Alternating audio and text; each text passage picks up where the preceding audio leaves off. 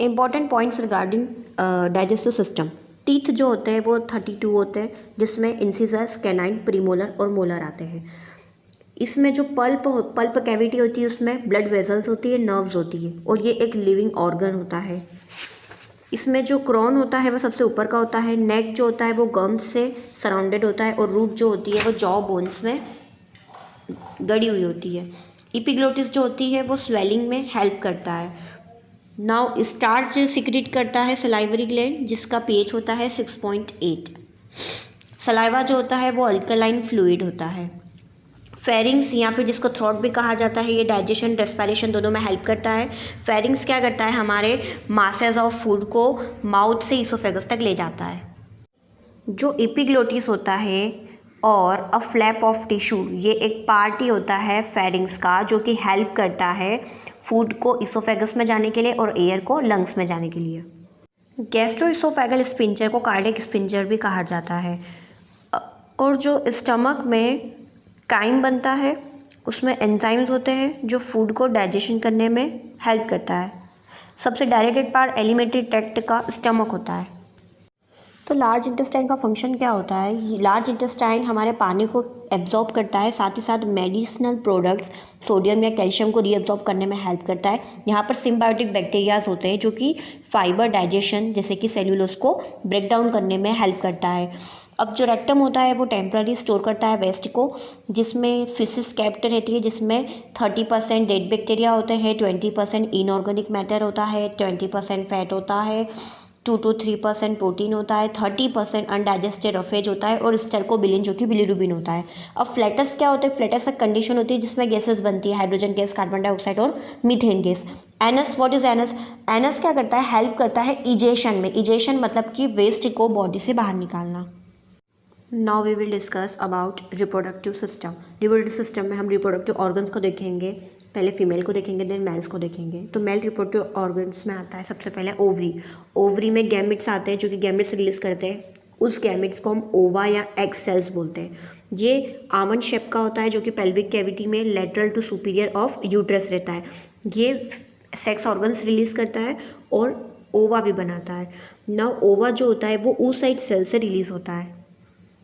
Now we know very well कि fallopian tube के ampulla part में फर्टिलाइजेशन अकर होता है, बट हमको एग को ओवरी से बाहर निकालने के लिए कौन हेल्प करता है? तो फेलोपियन ट्यूब के अंदर कुछ सीलियाज होते हैं जो कि वर्क करते हैं स्मूथ मसल्स के साथ ओवम को यूट्रस तक ले जाने में। यूट्रस, अब यूट्रस क्या होता है? ये इसको वूम भी कहा जाता है, जो फीटस को डेवलप करने में सपोर्ट करता है। ये कहाँ पर प्रेजेंट होता है? ये यूरिनरी ब्लैडर के ऊपर और पीछे की साइड प्रेजेंट होता है। Now vagina. वजाइना क्या होता है? इलास्टिक मस्कुलर ट्यूब होती है जो कि सर्विक्स से कनेक्ट होती है। अब जो ये कहाँ पर प्रेजेंट होती है? इसकी लोकेशन होती है यूट्रस के नीचे और यूरिनरी ब्लैडर के पीछे। Now vulva. वल्वा क्या होता है? इसको एक्सटर्नल जेनाइटेलिया भी कहते हैं। यहाँ पर mons pubis, labia majora, labia minora करके बहुत सारे स्ट्रक्चर्स होते हैं। अब जो मोन्स प्यूबिस को हम प्यूबिक माउंट भी कहते हैं, जो कि एक उभरी हुई लेयर होती है जिसमें एडिपोज टिश्यू रहता है। अब अगर हम इन्फीरियरली देखें मोन्स प्यूबिस को, तो वो दो भागों में, राइट और लेफ्ट हाफ में सेपरेट हो जाता है, जिसको हम लेबिया मेजोरा बोलते हैं। अब ये जो मोन्स प्यूबिस और लेबिया मेजोरा है, ये मिलकर बहुत सारे प्यूबिक हेड्स बनाते हैं। अब लेबिया मेजोरा के अंदर अगर हम देखें तो हेयरलेस स्किन के फोल्ड्स होते हैं छोटे छोटे, जिसको लेबिया माइनोरा कहा जाता है। अब ये जो लेबिया माइनोरा है ये सराउंडेड रहते हैं दो ओपनिंग से, वेजाइनल और यूरेथ्रल ओपनिंग। जो सुपीरियर एंड रहेगा लेबिया माइनोरा का, वहाँ पर इरेक्टाइल टिश्यू होता है। Superior end of labia minora contain erectile tissue, जिसको हम क्लाइटोरिस बोलते हैं, जो कि सेक्सुअल इंटरकोर्स के लिए रिस्पॉन्सिबल है क्योंकि इसमें नर्व एंडिंग होती है। So now breast and mammary gland. ये मैमरी ग्लैंड जो होता है ये सूडोरिफेरस ग्लैंड्स का एक स्पेशल टाइप होता है। इन ड्यूरिंग प्रेगनेंसी तो 15 to 20 क्लस्टर्स जो मैमरी ग्लैंड के रहते हैं वो एक्टिव रहते हैं। अदरवाइज जो रिमेनिंग है वो तब तक एक्टिव नहीं होते जब तक हमको ज़रूरत नहीं होती है। So male reproductive system, first is scrotum. Scrotum क्या होता है? एक सेटेलाइट ऑर्गन होता है जो कि inferior to the penis location होती है। Now testis. टेस्टिस क्या होता है? ये इलेप्सॉइड ग्लैंडुलर ऑर्गन होता है ग्लैंडुलर ऑर्गन होता है यानी टेस्टोस्टेरोन हार्मोन्स वगैरह और स्पर्म रिलीज करेगा, जो कि एक मेल गैमीट होता है। इसका जो साइज़ होता है वो 1.5 से 2 इंच होता है। एब्डोमेन में ये स्पर्मेटिक कॉर्ड और क्रेमेस्टर मसल से अटैच होता है। क्रेमेस्टर मसल कॉन्ट्रैक्ट और रिलैक्स होगी जब स्क्रूटम को रेगुलेट करना होगा टेस्टिस का टेम्परेचर फॉर स्पर्मेटोजेनेसिस। अब जो टेस्टिस के अंदर छोटे छोटे कंपार्टमेंट होते हैं उसमें लोब्यूल्स होते हैं। लोब्यूल्स में बहुत सारे सेमिनिफेरस ट्यूब्यूल्स होते हैं। सेमिनिफेरस ट्यूब्यूल में लीन होती है हमारी एपिथेलियल सेल्स, जो कि स्टेम सेल्स में कंटेन होती है, जो कि डिवाइड करके स्पर्म सेल्स को बनाती है स्पर्मेटोजेनेसिस के लिए।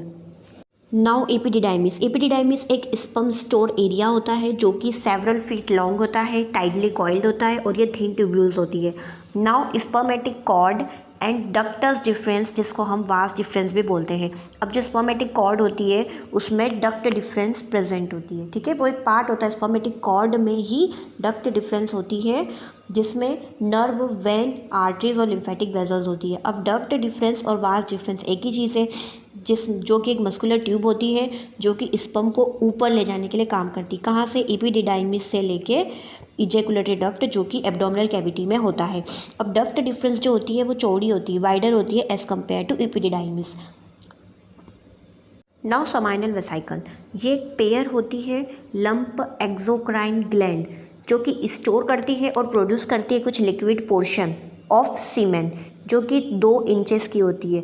ये यूरिनरी ब्लैडर के पीछे रेक्टम के आगे होती है, posterior to urinary bladder, anterior to rectum.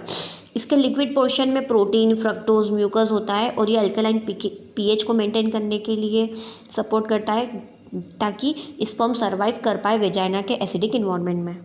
Now ejaculatory duct. Ejaculatory duct क्या होती है? एक डक्ट होती है, कहाँ से कहाँ तक? तो डक्ट डिफरेंस और वास डिफरेंस, जो कि सेम है, अभी अभी हमने पहले पढ़ा था, तो वह पास होती है प्रोस्टेट ग्लैंड से और फिर जॉइन हो जाती है यूरेथ्रा से, और इसी पाथ में हमको सेमाइनल वेसिकल की डक्ट भी मिल जाती है। तो इस पूरे को मिला के बोलते हैं ejaculatory duct. During ejaculation ejaculatory duct open होती है और अपने स्पर्म को यूरेथ्रा में डालती है, साथ ही साथ सेमाइनल वेसिकल अपना सिक्रीशन यूरेथ्रा में डालती है। Now urethra. यूरेथ्रा में क्या होता है कि सीमेन जो भी इजैकुलेटरी डक्ट में जाता है वहाँ से यूरेथ्रा के थ्रू एग्जिट कर जाता है। यूरेथ्रा जो होता है वो 8 से 10 इंच लॉन्ग होता है। यूरेथ्रा जो होता है वो प्रोस्टेट से पास होता है और फिर एक्सटर्नल ओरिफिस से ख़त्म होता है, जो कि पेनिस का टिप है। यूरिन भी यूरेथ्रा से ही एग्जिट होती है। Now prostate. प्रोस्टेट एक वॉलनट शेप का, वॉलनट साइज़ का एक्सोक्राइन ग्लैंड होता है, जो कि कहाँ पर सिचुएटेड होता है? यूरिनरी ब्लैडर के नीचे, इन्फीरियर टू यूरिनरी ब्लैडर, और सराउंड करता है यूरेथ्रा को। कौन? प्रोस्टेट। ये सबसे ज़्यादा पोर्शन बनाता है, सीमेन का लार्ज पोर्शन बनाता है। प्रोस्टेट जो होता है उसमें स्मूथ मसल्स होती है, जो कि प्रिवेंट करता है यूरिन और सीमेन के फ्लो को। नाउ कॉपर्स ग्लैंड या बल्बो यूरेथ्रा ग्लैंड, जो कि सेम होते हैं। ये pair of peace sized exocrine glands होते हैं, जो कि इन्फीरियर टू प्रोस्टेट और एंटीरियर टू एनस लोकेटेड होते हैं। ये अल्कलाइन फ्लूइड सिक्रेट करते हैं, जो कि यूरेथ्रा को लुब्रिकेट करता है और एसिड को न्यूट्रलाइज करता है, जो कि पहले यूरिनेशन हो चुकी है उसके लिए। और जो सेक्सुअल इंटरकोर्स के पहले, इजैकुलेशन होने से पहले, ये यूरेथ्रा को प्रिपेयर कर लेता है। Now last point is penis. Penis जो होता है वह एक्सटर्नल सेक्सुअल ऑर्गन होता है मेल रिप्रोडक्टिव सिस्टम का। ये स्क्रूटम के ऊपर होता है, सुपीरियर टू स्क्रूटम। ये लार्ज पॉकेट से बना होता है जिसमें रेक्टाइल टिश्यू होते हैं, जो कि ब्लड को फील करने के लिए अलाउ करता है, जिसके थ्रू पेनिस जो होता है वो इरेक्ट और स्टिफ रहता है। ड्यूरिंग इरेक्शन पेनिस जो होता है वो अपना साइज इंक्रीज कर लेता है और ट्रगीज हो जाता है, रेजिड हो जाता है, मतलब अपने साइज़ में बड़ा हो जाता है। Now last point is it is a bonus point. The sperm जो होता है वो फर्टिलाइज कर लेता है oocytes को फीमेल के फेलोपियन ट्यूब में।